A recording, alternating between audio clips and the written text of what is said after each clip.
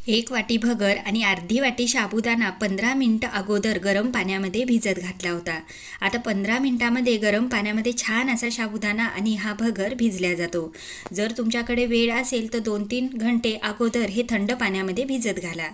आता मिक्सरच्या भांड्यामध्ये टाकून घ्यायचं सर्व आणि भगर साबुदाणा याचं प्रमाण तुम्ही कमी जास्त करू शकता। एकास अर्ध हे याचं प्रमाण आहे।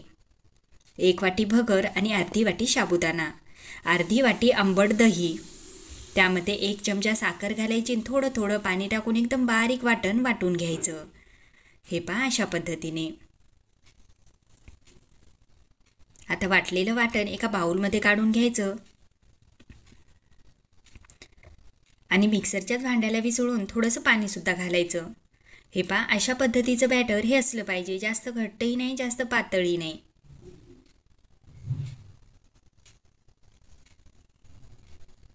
आता हे बॅटर या ठिकाणी परफेक्ट असं झालेलं आहे।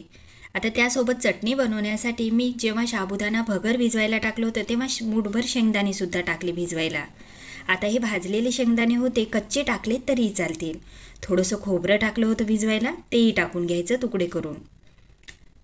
2-3 हिरव्या मिरच्याचे तुकडे चवीनुसार, 1 इंच अद्रक, चवीनुसार मीठ आणि थोडं थोडं पाणी टाकून एकदम बारीक वाटून घ्यायचं। खूपच झटपट चवीला अप्रतिम अशी ही चटणी बनवून तयार होते। आता एका वाटीमध्ये काढून घ्यायचं। आता तुम्हाला यावर तेलाचा जिऱ्याचा तडका द्यायचा असेल तर तुम्ही देऊ शकता, पण अशी सुद्धा चटणी ही खाण्यासाठी खूप खमंग लागते, तर मी तडका सुद्धा देणार नाही। तोपर्यंत बॅटर ही मुरलेलं आहे। यामध्ये चवीनुसार मीठ टाकायचं आणि पाव चम्मच खायचा सोडा टाकून छान असं मिक्स करायचं। आता सोडा टाकल्याबरोबर हलकं असं बॅटर हे बनवून तयार होते। आता या बॅटरपासून तुम्ही डोसेही बनवू शकता आणि अप्पमसुद्धाही बनवू शकता, बॅटर हेच राहणार आहे।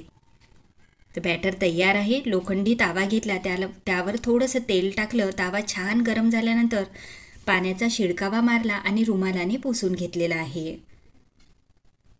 आता गॅसची फ्लेम थोडीशी बारीक केली, अर्धी वाटी बॅटर टाकलं आणि वाटीच्या साहाय्याने अशा पद्धतीने हे पसरून घेतलेलं आहे। आता गॅस मोठा करायचा आणि तावा चारही बाजूला असा फिरवायचा आहे, म्हणजे सगळ्या बाजूने छान असा गरम होईल। डोसा एकसारखा असा शेकला जाईल, मधातच करपणार नाही। थोडंसं त्यावर तेल किंवा तूप टाका, चवीला मस्त लागणार आहे। आता वरून छान असा लालसर झाल्यानंतर हा डोसा काढून घ्यायचा आहे। लोखंडी तावा असल्यामुळे काढण्यासाठी थोडा वेळ लागेल। नॉनस्टिकच्या ताव्यावर खूप झटपट असे हे डोसे निघल्या जातील।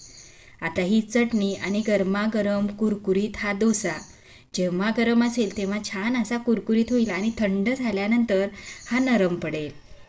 चवीला खूप मस्त, बनवायला खूप सोपी अशी ही उपवासाची रेसिपी आहे।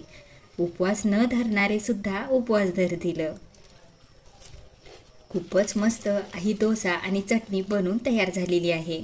आता ही करण्याची माझी पद्धत कशी वाटली कमेंट्स करून जरूर सांगा।